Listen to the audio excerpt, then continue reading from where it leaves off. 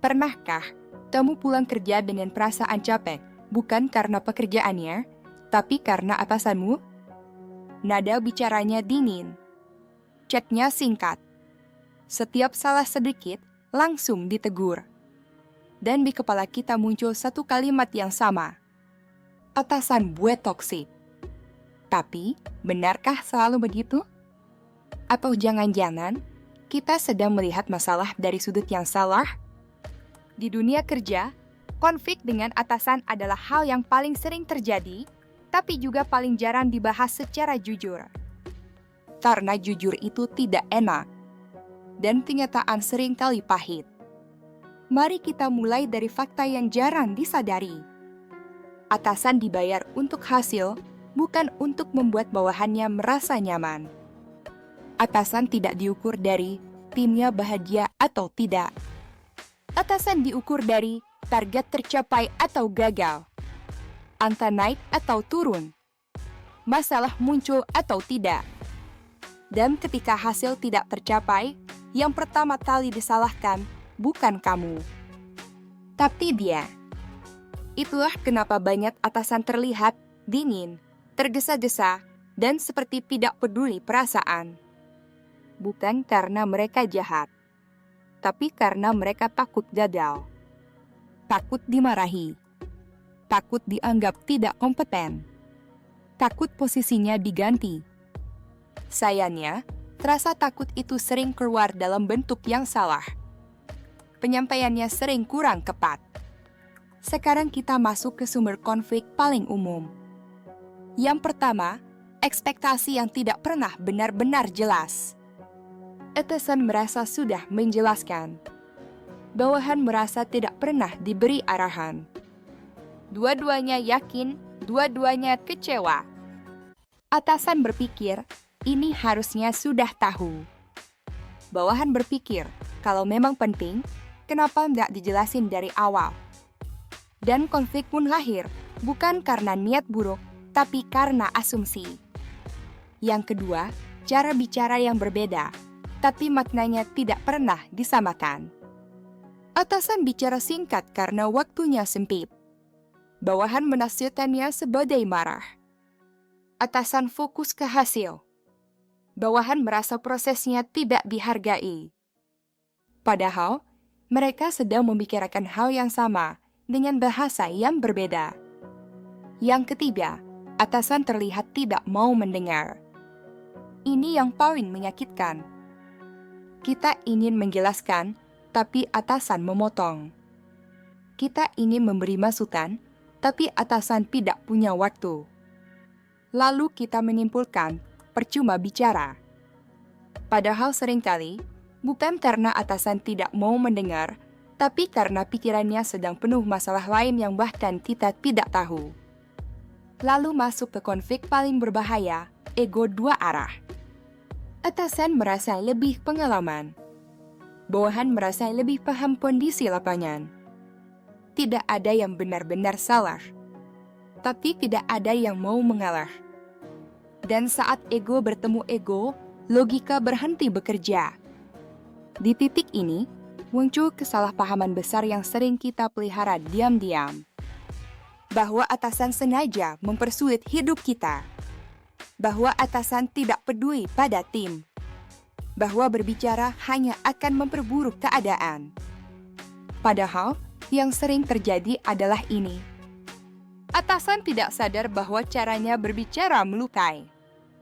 Atasan tidak tahu bahwa tekanan yang ia lempar diterima mentah-mentah oleh tim. Lalu, apa yang bisa kita lakukan? Karena jujur saja, tidak semua atasan bisa berubah. Tapi cara kita menghadapi bisa. Yang pertama, ubah cara menyampaikan, bukan isi masalahnya. Atasan tidak alergi kritik. Atasan alergi masalah tanpa solusi. Jangan datang dengan, ini nggak bisa. Datanglah dengan, ini berisiko, tapi ada opsi yang lebih aman. Saat itu, kamu bukan lagi bawahan yang mengeluh. Kamu berubah menjadi aset. Yang kedua, bicaralah dengan bahasa target, bukan perasaan. Atasan hidup di dunia, deadline, angka, dan risiko. Bukan dunia copek, bukan dunia wewer, bukan dunia perasaan. Bukan berarti perasaan tidak penting. Tapi jika ingin didengar, pakailah bahasa yang mereka pahami. Yang ketiga, jangan melawan di depan umum. Publik adalah panggung ego. Privat adalah ruang solusi. Banyak konflik membesar bukan karena masalahnya besar, tapi karena waktunya salah dan tempatnya salah. Yang keempat, biasakan dokumentasi. Chat singkat, ringkasan email, catatan kecil. Bukan untuk menjatuhkan, tapi untuk melindungi diri. Orang yang rapi jarang disalahkan. Dan yang terakhir, ini yang paling pahit. Terimalah kenyataan bahwa tidak semua atasan akan adil, empatik, atau komunikatif. Tapi hampir semua atasan menghargai orang yang membuat hidup mereka lebih mudah. Konflik dengan atasan bukan tentang siapa yang benar, tapi tentang siapa yang cukup dewasa untuk memilih cara bertahan atau berkembang. Lalu, bagaimana dari sisi sebaliknya? Cerita tentang atasan yang justru bingung menghadapi bawahannya sendiri. Jika kita lihat dari sudut pandang bawahan, bawahan pasti pernah ada di fase ini. Datang kerja, mengerjakan tugas, ikut aturan, diam. Bukan karena bawahan setuju, bukan karena bawahan nyaman, tapi karena bawahan sadar satu hal, momong pun tidak akan mengubah apa-apa. Dan di titik itu, bawahan bukan karyawan malas. Bawahan adalah karyawan yang lelah secara mental. Banyak atasan menyebut kondisi ini sebagai anak buah saya pasif, kurang inisiatif, harus disuruh terus. Tapi jarang yang mau dengar apa yang sebenarnya dirasakan bawahan. Mari kita mulai dari hal paling mendasar. Realita paling jujur bawahan, kami tidak pernah tahu mana yang benar sampai kami salah. Atasan jarang menjelaskan standar dengan jelas. Yang sering terdengar hanya, pokoknya benar. Harusnya ngerti. Ini tan dasar. Masalahnya, dasar, sersi atasan bukan, dasar, sesi bawahan. Dan ketika bawahan salah, tidak ada diskusi. Tidak ada koreksi pelan-pelan. Yang ada hanya nada tinggi, mimik kecewa, dan kalimat yang menusuk harga diri. Sejak itu bawahan belajar, lebih aman diam daripada mencoba. Realita kedua, kami takut bertanya, karena bertanya selalu dibalas penilaian. Bawahan ingin tanya, tapi bawahan sudah hafal responsnya, lo masa gitu aja nggak tahu. Kamu kan sudah lama di sini. Coba dipikir dulu.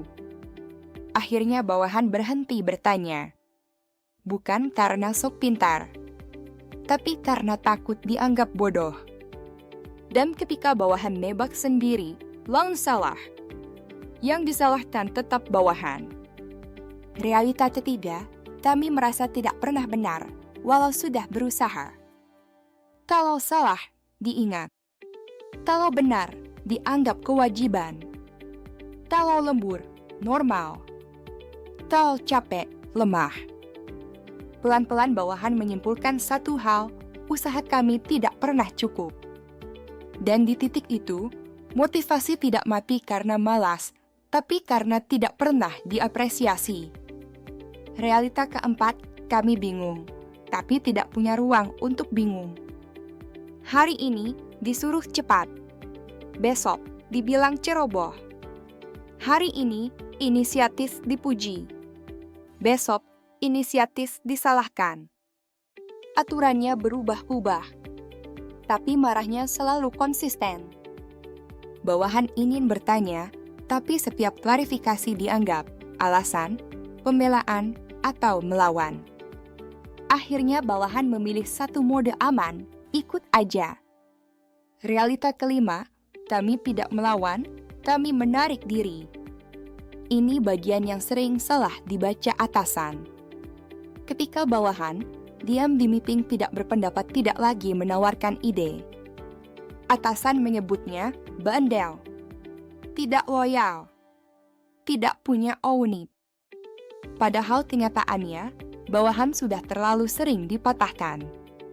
Dan manusia yang sering dipatahkan akan berhenti berdiri tegak. Sekarang dengarkan baik-baik bagian ini.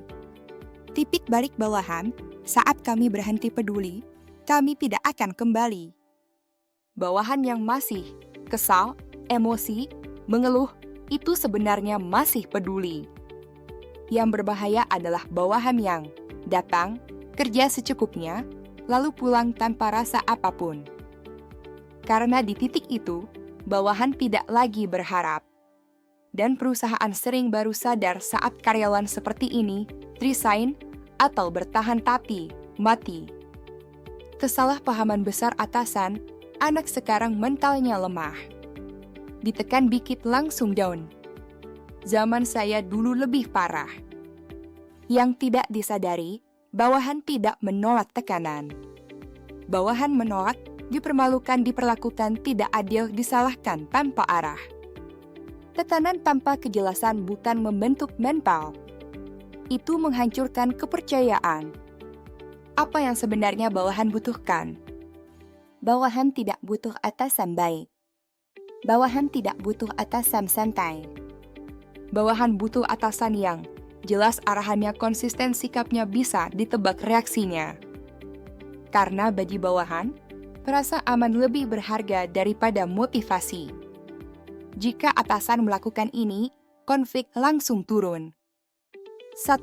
Jelaskan standar dari awal bukan setelah salah. Bawahan ingin tahu seperti apa hasil yang benar, salah di mana, masih boleh, kapan harus minta bantuan. Tanpa itu, setiap tugas terasa seperti jebatan. 2. Tegur kami sebagai manusia, bukan contoh buruk. Tegur boleh, keras boleh, tapi sekali bawahan dipermalukan di depan umum, bawahan tidak akan pernah benar-benar terbuka lagi. 3. Pisahkan marah dan evaluasi. Bawahan tidak bisa terima kritik. Bawahan sulit menerima, malah melampiaskan emosi. Karena saat emosi bicara, pesan tidak pernah sampai. 4. Gunakan data, bukan ingatan. Data itu adil. Ingatan sering bias. Bagi bawahan, data adalah satu-satunya pelindung. 5. Akui kalau atasan salah satu kalimat ini, oke, ini saya yang kurang jelas. Lebih kuat dari 1000 motivasi. Karena saat itu bawahan tahu, bawahan bekerja dengan manusia, bukan ego. Sekarang saya tutup dengan kalimat paling jujur dari bawahan. Bawahan tidak ingin melawan. Bawahan hanya ingin diperlakukan layak. Bawahan tidak minta dimengerti terus. Bawahan hanya ingin tidak disalahkan sendirian. Dan kalau hari ini bawahan diam, bukan berarti bawahan setuju. Seringkali itu tanda bawahan sudah terlalu capek untuk menjelaskan. Di dunia kerja, bawahan yang bertahan bukan yang paling kuat mentalnya, tapi yang masih merasa, saya aman untuk jadi manusia di sini. Kalau kamu ingin tahu fakta dunia kerja yang jarang dibahas, subscribe YouTube @Praktik Lapangan Bisnis sekarang. Aktifkan loncengnya biar nggak ketinggalan video terbaru. Dan jangan lupa follow Instagram dan TikTok @Praktik Lapangan Bisnis buat konten fakta, sisi gelap, edukasi karyawan, dan humor seputar karyawan. Kita bahas dunia kerja apa adanya.